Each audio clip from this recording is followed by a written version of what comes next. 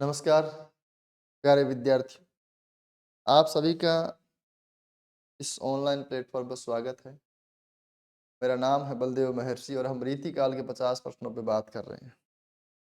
संख्या 51 से प्रारंभ हो गई है क्योंकि पहले 50 प्रश्नों पर बात हम कर चुके हैं। अभी जो 50 प्रश्न है, हालांकि उसमें पहले कुछ काफ़ी बातें हो चुकी है, थोड़ी सी दूसरे भाग में बातें कम होती है, हम बात इस पर करते रहे हमेशा। 51वां प्रश्न देखिए, आचार्य लोग तो कविता करने की रीति सिखलाते हैं। आचार्य लोग जो लक्षण ग्रंथों की रचना करते हैं वो आचार्य लोग कहलाते हैं। ये लोग कविता करने की रीति सिखलाते हैं, मानो वह संसार से यह कहते हो कि अमुक अमुक विषयों के वर्णन में अमुक प्रकार के कथन उपयोगी हैं और अमुक प्रकार की अनुपयोगी। भाषा आप समझिए, भाषा से आप जानेंगे कि कितनी सीधी और सपाट भाषा और ऊपर की भाषा, इसमें बिल्कुल भी गहराई नहीं है।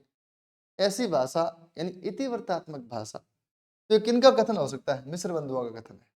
ठीक है, यानी आचार्य लोग जैसे ये बता रहे होंगे इस किसी कविता को लिखने में ये बात ठीक है, ये बात ठीक नहीं है, ऐसा वो बता रहे। ये बहुत सरल भाषा और बड़ी सीधी भाषा है।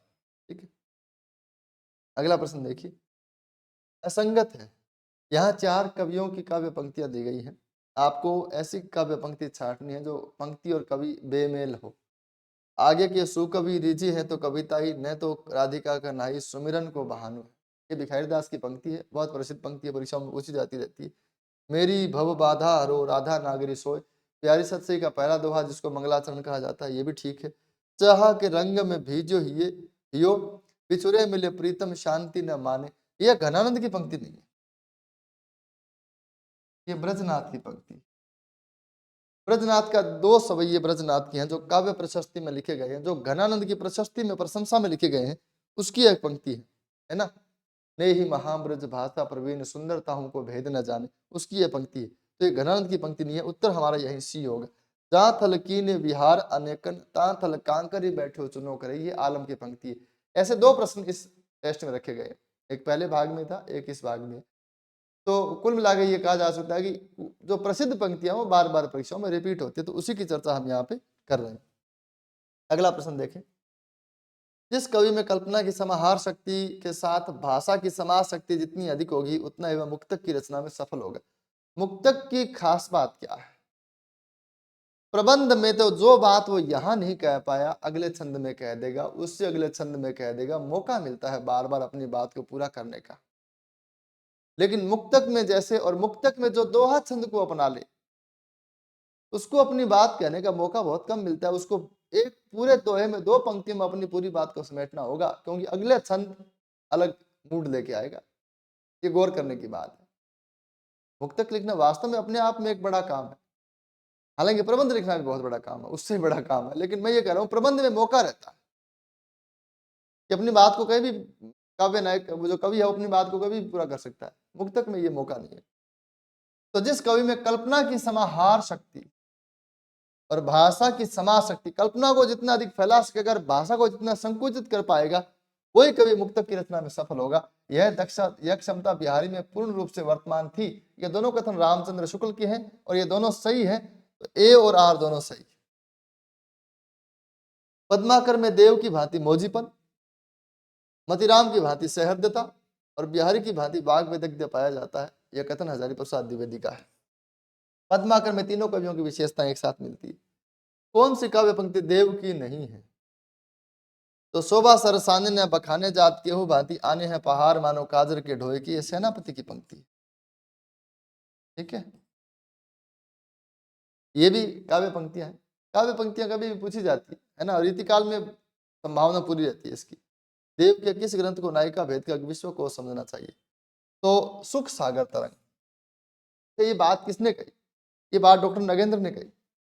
तो कभी ऐसा ही पूछा जा सकता है, नगेंद्र के इतिहास में शायद ये बात हुई या पता नहीं कहा है, लेकिन डॉक्टर नगेंद्र के माध्यम से ये बात हमारे सामने आती है। किसने बिहारी को रीतिकालीन काव्य भाषा का प्रतिनिधि सृष्टा?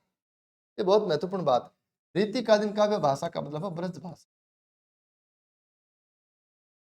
और सृष्टा का मतलब है रचनाकार। प्रतिनिधि का मतलब क्या हो गया? यानी श्रेष्ठ ब्रज भाषा। अगर रीतिकाल की ब्रज भाषा का सबसे टॉप का नमूना हमें देखना तो कहां देखेंगे? बिहारी में देखेंगे। और ये बात किसने कही? राम स्वरूप चतुर्वेदी ने कही।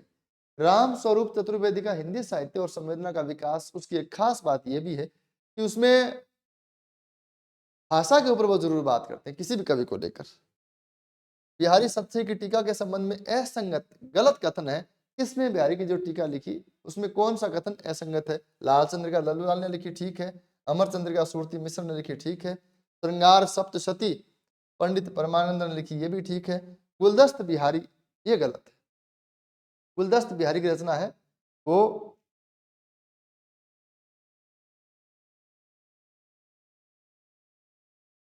आनंदीलाल जोशी ने लिखी, मुंशी देवी प्रसाद ने लिखी।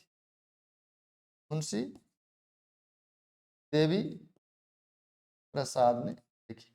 जहां तक मुझे याद आता है आनंदीलाल जोशी ने फिरंगी सबसे लिखी थी। ठीक है, तो ये कथन गलत है, हमें गलत झांटना था। स्वच्छंद प्रवाह के प्रमुख कर्ताओं में स्वच्छंद प्रवाह रीति काल के कवियों के बारे में बात हो रही है, और रीति काल में स्वच्छंद प्रवाह का मतलब हो गया रीति मुक्त कवियों की बात हो रही है। ये कथन बड़ा खास लगा मुझे। स्वच्छंद प्रवाह का मतलब ऐसे कवि जो रूढ़ियों से मुक्त है। रीति काल के रीति मुक्त कवियों के बारे में बात हो रही है। हरिओम परमात्मा। स्वच्छंद प्रवाह के प्रमुख कर्ताओं में यानी रीति मुक्त कवियों के प्रमुख कवियों में रसखान, आलम, ठाकुर, घनानंद, बोधा और द्विज देव का नाम लिया जा सकता है। देखो, घनानंद, आलम, बोधा, ठाकुर प्रसिद्ध रीति मुक्त कवि हैं। द्विज देव को भी कोई कोई उसमें रख देता है। रसखान का नाम भी उन्होंने रखा, ये बात विशेष है। रसखान को भी वो स्वच्छंद कवियों में, रीति मुक्त कवियों में या घनानंद, आलम, बोधा, ठाकुर की श्रेणी में शामिल कर रहे हैं। कौन? विश्वनाथ प्रसाद मिश्र। ये खास बात है, और ऐसा मैंने कहीं और भी पढ़ा है। हालांकि अभी तक परीक्षाओं में यह प्रश्न नहीं पूछा गया है कि रसखान को इसमें कौन शामिल करता है। ठीक है। कवि कुल कल्पतरु, इसके रचनाकार चिंतामणि। सर्वांग प्रसिद्ध सर्वांग निरूपक ग्रंथ है, और रीति काल के जो एकदम हम कहेंगे, कोई कहे कि बिल्कुल पहला ग्रंथ जिसमें से बढ़िया तरीके से सर्वांग निरूपण हुआ तो कवि कुल कल्पतरु है। ठीक है। रीति मुक्त कवियों में कला पक्ष के प्रति अधिक सचेत कवि कौन है? रीति मुक्त कवियों में कला पक्ष के प्रति अधिक चेतना नहीं है, ये बात हमने पहले जान ली। रीति मुक्त कवि घनानंद, आलम, बोधा, ठाकुर आदि कवि भाव पक्ष के प्रति अधिक सचेत है। कला पक्ष से उन्हें उतना लगाव नहीं है। कला पक्ष है उनका बढ़िया, बुरा नहीं है, लेकिन कला पक्ष के प्रति वो ज्यादा सक्रिय नहीं है और कला पक्ष की उन्हें चिंता नहीं है। जबकि रीतिबद्ध कवि कला पक्ष पर खूब मेहनत करते हैं, क्योंकि उन्हें तो दरबार में जाके चमत्कार दिखाना है। रीति मुक्त कवि नहीं है, लेकिन फिर भी बावजूद इसके, ये बात विशेष है, इनमें से एक कवि ऐसा था जिसने कला पक्ष के प्रति थोड़ा सा ध्यान दिया, औरों के बनिस्पत अधिक दिया, घनानंद आदि के बनिस्पत अधिक दिया, उसका नाम आलम है। ब्रज भाषा के श्रृंगारी कवियों की परंपरा में इन्हें अंतिम प्रसिद्ध कवि समझना चाहिए। ब्रज भाषा के, पहली बात तो पूरे रीतिकाल के कवि ब्रज भाषा के, ये तो बात एक हो गई। श्रृंगारी कवियों की परंपरा,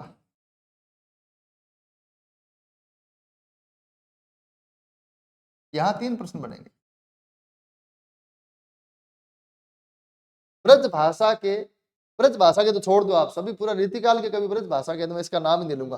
श्रृंगारी कवियों की परंपरा में अंतिम प्रसिद्ध कवि द्विज देव।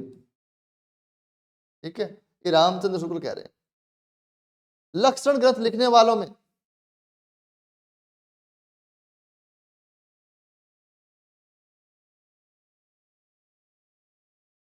इसको रीति रीति मतलब रीति ग्रंथकार कवि कह सकते हैं इसको।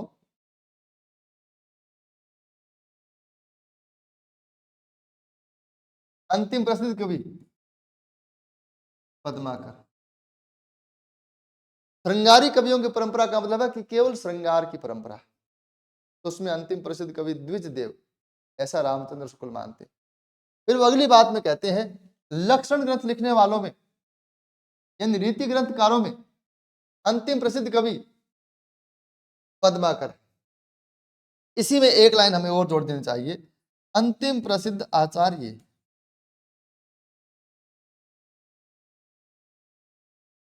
अंतिम प्रसिद्ध आचार्य ये भिखारी दास है। यहां तक दिखाई दे रहा होगा ना, ये भिखारी दास है। 3 प्रश्न हो गए। समूची श्रृंगार की परंपरा में अंतिम द्विज देव है। केवल श्रृंगार, ऐसे कवि जो लक्षण ग्रंथ भी लिखते थे, रीति ग्रंथकार जिनको रामचंद्र शुक्ल ने कहा है, उनमें अंतिम प्रसिद्ध कवि पद्माकर है। और ऐसे लोग जिनका मुख्य टारगेट ही लक्षण ग्रंथ लिखना था, जो आचार्य कहलाए, उनमें से अंतिम प्रसिद्ध वह भिखारी दास है। मैं ये कह सकता हूं बच्चन सिंह की भाषा में कि अंतिम रीति चेतस भिखारी दास, अंतिम काव्य चेतस पद्माकर है। दोनों ही रीतिबद्ध या बद्ध रीति, ये दोनों बद्ध रीति है। ठीक है, तो 3 प्रश्न बन जाते हैं। अंतिम कवि, रीतिकाल का अंतिम कवि, कभी ये प्रश्न भी आ जाता है। तो हालांकि ये प्रश्न ज्यादा ठीक नहीं है, लेकिन ग्वाल कवि की रसरंग है वो अंतिम रचना मानी जाती है, लेकिन ये डेटा ठीक नहीं है क्योंकि ये चेंज भी होता रहता है। ये 3 ऊपर के जो प्रश्न है वो बहुत महत्वपूर्ण है। तो इसका उत्तर रामचंद्र शुक्ल है। ये कथन रामचंद्र शुक्ल का है। रीति मुक्त कवियों के संबंध में सत्य कथन नहीं है, रीति मुक्त की विशेषता नहीं है, ये मान सकते हैं। स्वानुभूत प्रेम की अभिव्यक्ति है। स्वानुभूत का मतलब है अपने ही अनुभव किया हुआ प्रेम, ये ठीक है। ब्रज भाषा का मार्मिक प्रयोग, ठीक है। रूढ़ियों से मुक्ति, ये बात भी ठीक है। श्रृंगार में भारारूढ़ पदावली का पिष्ट पेषण व मौलिकता का अभाव, ये बात गलत है, ऐसे नहीं है। ये विशेषता रीतिबद्ध कवियों की। श्रृंगार में भारारूढ़ पदावली, ऐसी पदावली जो भार लगती है, जो बोझिल लगती है, जानबूझ के ऐसी पदावली का प्रयोग करना केशव जैसे लोगों ने किया था, है ना। और मौलिकता का अभाव, बहुत सारे कवियों ने श्रृंगार के वो लिखे दोहे, कवित, सवैया आदि, उसमें कोई मौलिकता है ही नहीं। ये रीतिबद्ध कवियों की देन है। रीति मुक्त कवियों में घनानंद आदि में तो बहुत सरल ब्रज भाषा का प्रयोग है, और वहां मौलिकता भी खूब है, क्योंकि वो अपनी निजी अनुभूतियों की बात करते हैं, जो उन्होंने भोगा वही उन्होंने कहा। तो हमें गलत छांटना है, तो यही उत्तर होगा डी। निम्न में से किस कवि ने दोहा चौपाई में महाभारत की रचना की है? संबल सिंह चौहान ने की। इश्कनामा के रचनाकार बोधा। रीतिकाल की कौन सी काव्य धारा में हल्की सी ही सही परंतु रहस्यवाद की झलक मिलती है? ऐसा मुझे लगता है व्यक्तिगत रूप से रीति मुक्त काव्य धारा ऐसी। जैसे हम बात करें घनानंद की, तो घनानंद की बात करते करते हमने कहा है कि भाई उसमें सुजान के प्रति बातचीत करते हैं, है ना। और वो असल में सुजान की बात करते करते श्री कृष्ण की ओर भी अपनी बात को ले जाते हैं। तो हम कहते हैं लौकिक के माध्यम से अलौकिक प्रेम भी उनके यहाँ मिलता, कि पहले उनका प्रेम लौकिक था, फिर उनका प्रेम अलौकिक हो गया। तो नाम तो ले रहे हैं सुजान का, बात कर रहे हैं कृष्ण की, तो एक रहस्यवाद की झलक हो सकती है। इस तरह पे ये प्रश्न रखा गया। ठीक है। निम्नलिखित में से रीतिकाल का कौन सा ऐसा कवि नहीं है जिसकी गणना सर्वांग निरूपक कवियों में नहीं की जाती? तो कुलपति मिश्र, देव, मतिराम, चिंतामणि, कुलपति मिश्र ने रस रहस्य लिखा है जो सर्वांग निरूपक है। देव का शब्द रसायन और काव्य रसायन सर्वांग निरूपण है। मतिराम का नहीं है। मतिराम ने रसराज लिखा तो वो रस का है, ललित लाम है वो अलंकार का, चिंतामणि का तो कविकुल कल्पतरु है, तो उसका उत्तर मतिराम होगा। ये वैसे डेटा का प्रश्न है ना। इसको आप एक सूची बना सकते हैं, कौन कौन से ग्रंथ सर्वांग निरूपक है, कौन से अलंकार निरूपक है। एक पेज की सूची आप बनाएंगे तो आपको 5-6 जगह काम आएगी, है ना। निम्नलिखित में से रीतिकाल का कौन सा ऐसा कवि नहीं है? ये तो पढ़ दिया। रीतिकाव्य की रानी बुद्धि है और भाव उसका किंकर। यहाँ रीति काव्य का मतलब है रीतिबद्ध काव्य। पूरी बात पढ़ेंगे तो आप जानेंगे। रीति काव्य की यानी रीतिबद्ध कवियों की रानी बुद्धि, इसका मतलब है रीतिबद्ध कवि जब कविता लिखते हैं तो दिमाग से लिखते हैं। फायदा होगा, घाटा होगा, प्रशंसा मिलेगी, तारीफ मिलेगी, वो सोच विचार करके कैलकुलेट करके लिखते हैं। तो रीतिबद्ध काव्य की रानी बुद्धि है और भाव उनका दास है।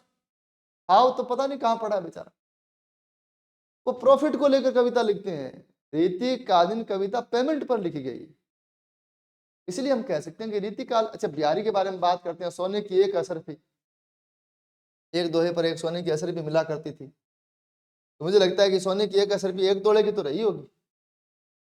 तो 50,000 की 60,000 की होगी आज के भाव में बात करें तो मैं तो कह सकता हूँ कि विश्व का सबसे महंगा कवि कोई है तो बिहारी। आज भी कोई विराट कितने महान क्यों ना हो, एक दोहे पर 50-60,000 रुपये तो कोई मिलेगा नहीं। इतना पेमेंट तो कोई रोज का नहीं देगा। एक दोहे पे तो एक छंद पे तो मतलब 36 लाख भी मिल गए थे, वो बात अलग है। लेकिन रोज का एक दोहे पर इतना पेमेंट, तो पूरा का पूरा है वो रीति काव्य है वो एक प्रकार से। अभी हमने जैसे चर्चा की थी थोड़ी देर पहले, रीति काव्य जो चंद चांदी के खनकते हुए सिक्कों पर लिखा गया था। तो ऐसी बातें इससे लगता है कि ये मतलब रीति काव्य की रानी है, वो बुद्धि है, वो सोच विचार करके लिखती है और भाव उनका दास है। पर स्वच्छंद काव्य की रानी है अनुभूति। जो रीति मुक्त काव्य लिखा गया उसकी रानी अनुभूति है, वो फीलिंग्स वहां प्रधान है, वहां भावनाएं महत्वपूर्ण है और उसकी दासी है बुद्धि। वहां बुद्धि दासी है, वहां बुद्धि से काम नहीं लेते वो। घनानंद ने दरबार छोड़ दिया। घनानंद को राजा ने कहा गाओ तो गाया नहीं, सुजान ने कहा गाओ तो गाया। राजा की तरफ पीठ कर लिया, सुजान की तरफ मुंह कर लिया। परिणाम चाहे जो हो, लेकिन गाया वो जो अपने मन में आया, किया वो जो अपने मन का था। ठीक है, विश्वनाथ प्रसाद मिश्र का कथन है ये। यदि प्रबंध काव्य एक विस्तृत वनस्थली है तो मुक्तक चुना हुआ गुलदस्ता। प्रबंध काव्य विस्तृत वनस्थली कैसे, साल वन कैसे? क्योंकि विशाल वन में कहीं पहाड़ आते हैं, कहीं झरने आते हैं, कहीं नदियां आती हैं, कहीं झाड़ झंकाड़ आते हैं, कभी छोटे पौधे, कभी घास का मैदान, कभी बड़े लंबे चौड़े पौधे आते हैं, कभी सपाट मैदान आता है, अलग अलग चीजें आती रहती। ऐसे प्रबंध में है।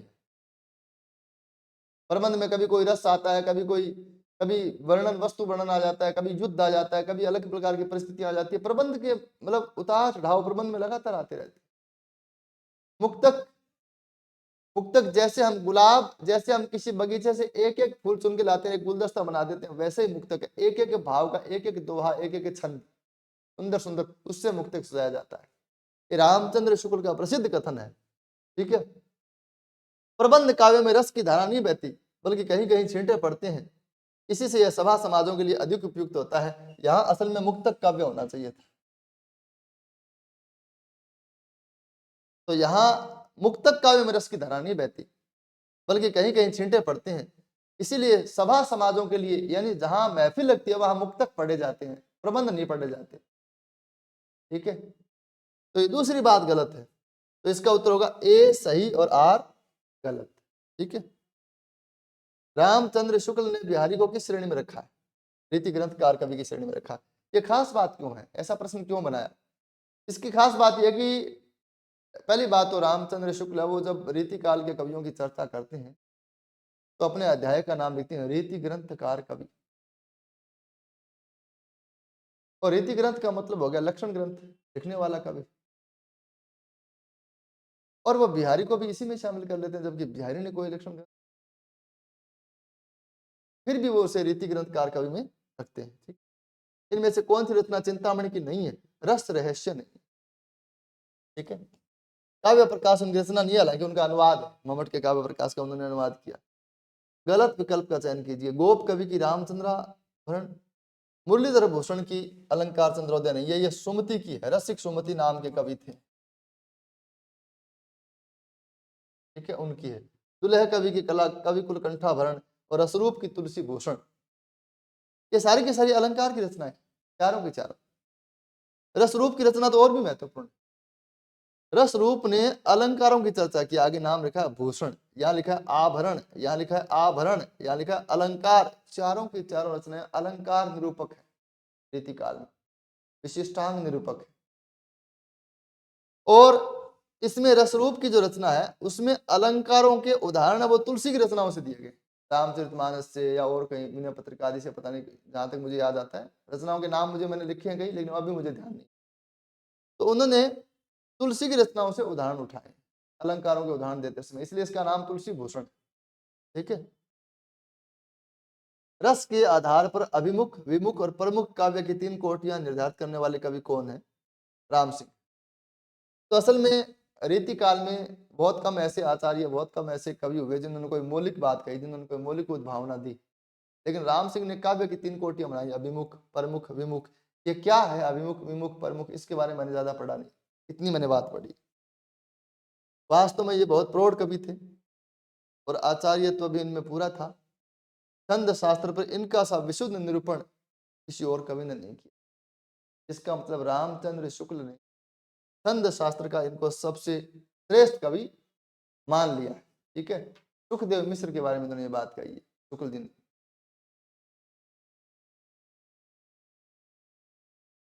ठीक है, सुखदेव मिश्र।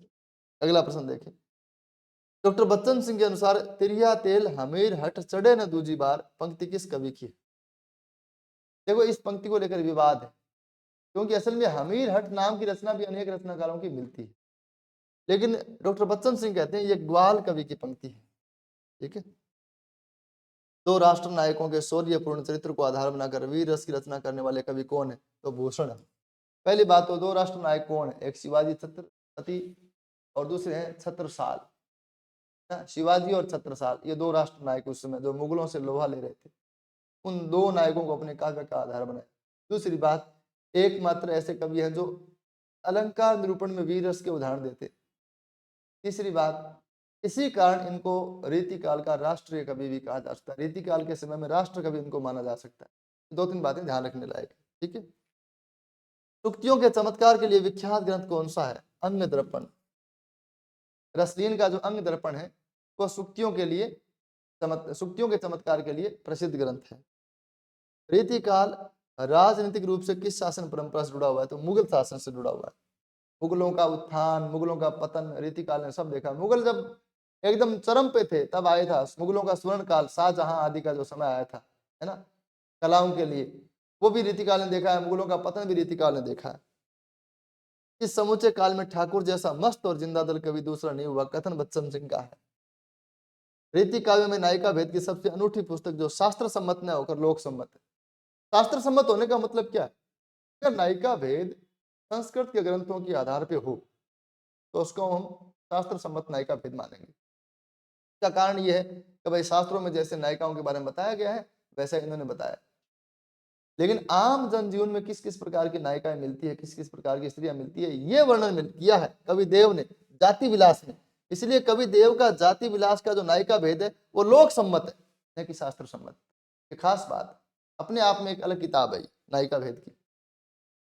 ये एक विशाल परंपरा सत्सई परंपरा के लगभग अंतिम छोर पर पड़ती है और अपनी परंपरा को संभवतः अंतिम बिंदु तक ले जाती है।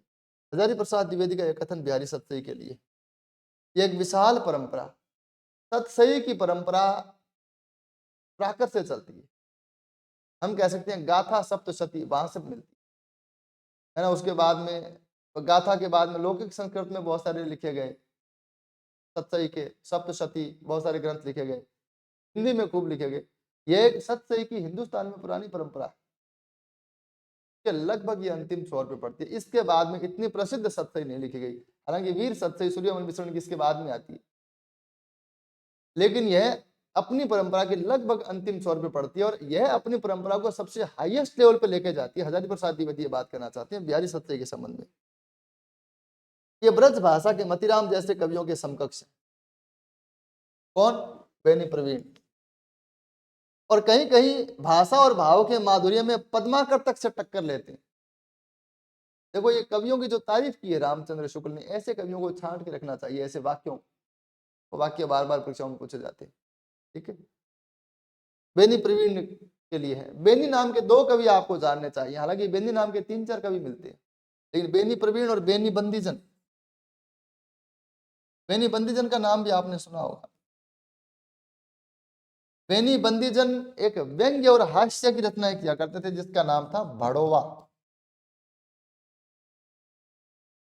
ये व्यंग्य और हास्य की एक शैली है भड़ोवा।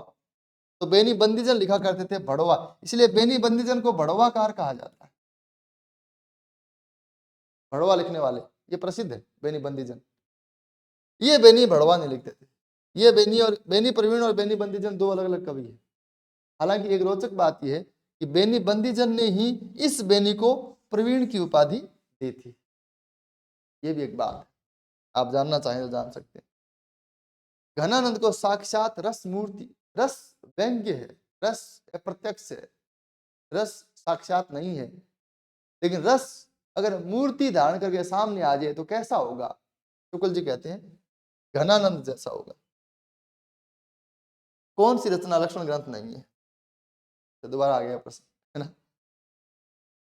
हालांकि इसमें विकल्प थोड़े बदल गए हैं। बिहारी सत्य नहीं है। काव्य निर्णय सर्वांग निरूपक ग्रंथ है।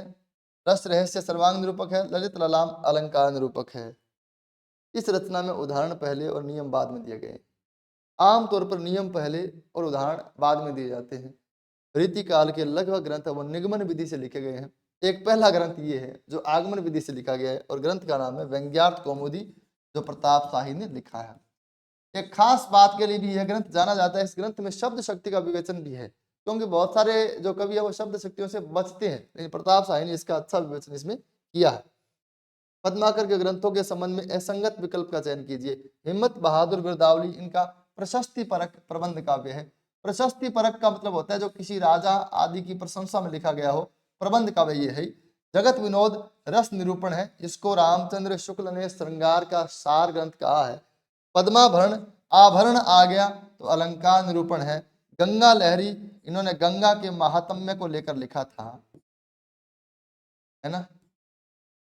इसलिए ये नायिका भेद का ग्रंथ नहीं है, यही गलत है, हमें गलत ही छांटना था, इसलिए इसका उत्तर होगा डी। रीति काल की प्रवृत्ति नहीं है, पहले ही प्रवृत्ति नहीं है। संस्कृत वर्ण वृत्तों का प्रयोग रीति काल में नहीं हुआ। कौन से वर्ण वृत्त कहते हैं छंद को, तो संस्कृत के छंद कौन से हैं? द्रुत विलंबित है, मंदाक्रांता है, शिखरणी है, वसंत है ना, ये सब मालिनी है, ये सब संस्कृत के छंद है। हिंदी के अपने छंदों का प्रयोग, हिंदी के जातीय छंदों का प्रयोग हुआ है दोहा, कवित, सवैया, इसलिए पहली विशेषता गलत है। नारी के प्रति संकुचित दृष्टिकोण हमने चर्चा कर ली। दरबारीपन इनकी खास बात है। काव्यांगों का विवेचन रस छंद अलंकार आदि का, तो ये तीनों बातें सही है, तो इसका उत्तर ए होगा। मतीराम की रचनाओं के संबंध में असंगत कथन है। इसमें छंद सार संग्रह ये जो पुस्तक है असल में यही असंगत है, और ये शंभुनाथ सोलंकी के आश्रय में लिखी गई।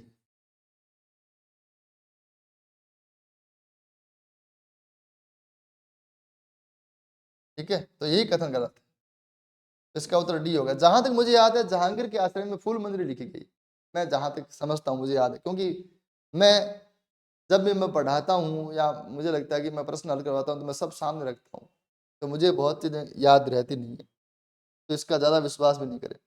काव्य निर्णय का रचना काल है 1746, पूछा नहीं जाता आमतौर पर, लेकिन ये रचना रीति काल की इतनी महान रचना है, सैकड़ों बार लिखी गई। भिखारी दास की सर्वांग निरूपण रीति काल के काव्यांग विवेचन की ढेरी में सबसे टॉप का ग्रंथ निकाला जाए तो काव्य निर्णय, गौर करने की बात, इसलिए इसका पूछ लिया, बाकी सन पूछे नहीं जाते। हजारी प्रसाद द्विवेदी ने किसे केशव दास की प्रारंभिक रचना माना है? रतन बावनी को माना है। अगर इस प्रश्न को मैं पलट दूं और केशव का कौन सा ग्रंथ लक्षण ग्रंथ नहीं है, तो भी उत्तर यही होगा। मतलब ऊपर दो प्रश्न एक ही उत्तर होगा।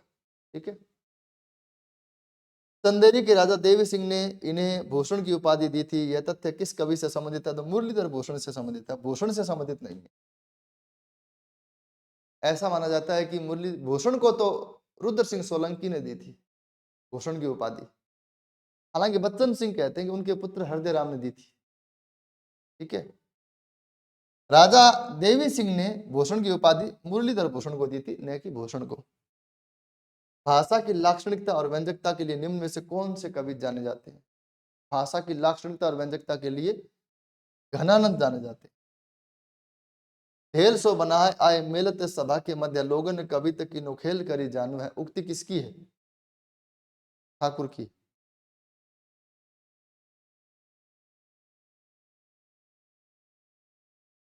अच्छा, ये रीतिबद्ध कवियों के लिए,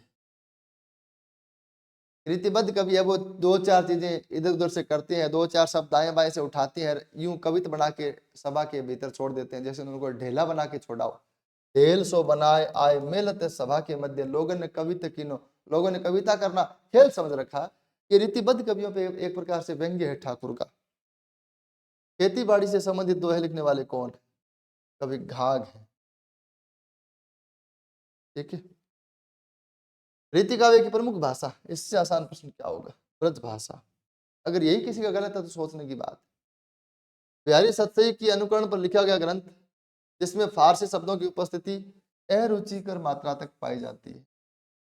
रत्न हजारा नाम का ग्रंथ है, जो बिहारी सतसई के अनुकरण पर लिखा गया है वैसा ही लिखने का प्रयास किया गया, लेकिन इसमें फारसी शब्दों की इतनी ज्यादा भरमार है और इसके बारे में काफी टिप्पणी मुझे मिली है पढ़ने को कि अरुचिकर मात्रा में फारसी शब्द, यानी बहुत मतलब खराब लगता है ग्रंथ, बिल्कुल उसका जो प्रभाव है वो क्षीण हो गया उल्टा फारसी शब्दों के कारण। ठीक है, रत्न हजारा है ये। रीति काल के कवियों को रीतिबद्ध, रीति मुक्त और रीति सिद्ध तीन भागों में किसने बांटा? विश्वनाथ प्रसाद मिश्र ने बांटा। बिहारी की वाग विभूति नामक आलोचनात्मक ग्रंथ के रचनाकार कौन है? विश्वनाथ प्रसाद मिश्र है। और नहीं पराग नहीं मधुर मधु नहीं विकास इह काल अली कली ही सो बिंदु आगे कौन हवाल। बिहारी के इस दोहे के संबंध में असंगत कथन है। आपको मालूम है कि बिहारी दिल्ली में शाहजहां के दरबार में रहते थे और वहां से उनको अनेक राजाओं से यहाँ वृत्ति मिला करती थी। वृत्ति का मतलब होता है निश्चित धन, से छात्रवृत्ति होती है, उसी प्रकार से तो बिहारी देश भर में अपनी स्कॉलरशिप लाने जाया करते थे। एक बार वो आमेर के राजा मिर्जा राजा जयसिंह के यहाँ स्कॉलरशिप अपनी लेने के लिए गए साल के नियत समय पर, तो वहां दरबारियों ने कहा कि आपको वृत्ति कौन दे, क्योंकि राजा तो 2 महीने से महल से नहीं निकला, किसी नई रानी के प्रेम में वो इतना आसक्त है, नवोढ़ा रानी के प्रेम में इतना आसक्त है ना, कि वो महल से निकलता ही नहीं। तब बिहारी ने यह दोहा लिखकर राजा को भेजा था कि न तो अभी उसमें पराग है, न मधुर मधु है, और न इस फूल का विकास हुआ है। अगर भंवरा फूल से ही इसी प्रकार से बंधा हुआ है तो ये फूल, जब भंवरा कली से ही इस प्रकार से बंधा हुआ है तो ये जब कली फूल बनेगी तब भंवरे का क्या हाल होगा। राजा का नाम भी नहीं लिया, रानी का नाम भी नहीं लिया, फिर भी राजा को समझा दिया। इसी को अनोक्ति कहते हैं। तो ये अनोक्ति है, ये बात ठीक है। इसमें बिहारी का उद्बोधन रूप, उद्बोधन किसी को ज्ञान देना, किसी को सचेत करना, किसी को सावधान करना, किसी को बोध कराना, वो उद्बोधन रूप होता है। ये बात भी ठीक है। यह दोहा बिहारी ने शाहजहां के दरबार में सुनाया था, यही बात गलत है। देखो प्रश्न देखने में हो सकता है मुश्किल हो, लेकिन प्रश्न बहुत आसान है। इतना आसान है, इतनी प्रसिद्ध बात मतलब गलत कर दी गई है यहाँ पे, तो उसका उत्तर आसानी से छांटा जा सकता है। बिहारी ने इस एक दोहे से तत्कालीन सामंती विलास प्रियता को उजागर कर दिया कि किस प्रकार वहां से सामंत है वो अपने भोग विलास में डूबे रहते थे, उनको राजकाज से भी कोई लेना देना नहीं था। ठीक है, ये भी उससे उजागर होता है। बिहारी के प्रत्येक दोहे पर सवैया छंद बनाकर काव्यात्मक टीका बनाने वाले पहले कवि बिहारी के दत्तक पुत्र कृष्ण कवि थे। तो रीतिकाल की यह प्रश्नोत्तरी फटाफट मोड में पढ़ी गई है ना। बहुत कम बातचीत हमने की, क्योंकि बातचीत हमने पहले से काफी कर ली है। ठीक है, तो आज में इतना ही। धन्यवाद।